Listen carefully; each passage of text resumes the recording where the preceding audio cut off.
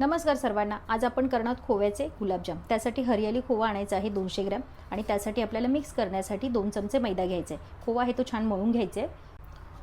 आपला तळ हात आहे त्याच्याने असं छान असं रगडून घ्यायचं आहे 5 मिनिटं तरी। त्यामध्ये आता 2 चमचे मैदा घालून घ्यायचा आहे आणि पुन्हा एकदा छान मळून घ्यायचे। खोवा आहे तो छान मळून झालेला आहे। 5 मिनिटं बाजूला ठेवून देऊयात। साखरेचा पाक तयार करण्यासाठी 1/4 कप आपल्याला साखर घ्यायची आहे आणि हा पाव कप साखर। जेवढी साखर आहे तेवढंच पाणी घालायचं आहे। वेलची पूड आहे ती घालून घ्यायची आहे। केशर घालून घ्यायचे आहे। पाक आहे तो तयार झालेला आहे। आता या पिठाचे गोळे करून घ्यायचे लहान मोठे आपल्याला हवेत तेवढे। आहे ते गरम झालं आहे की नाही त्यासाठी एक छोटासा पिठाचा गोळा सोडून पाहायचा, अगदी तो लगेच वरती आला पाहिजे।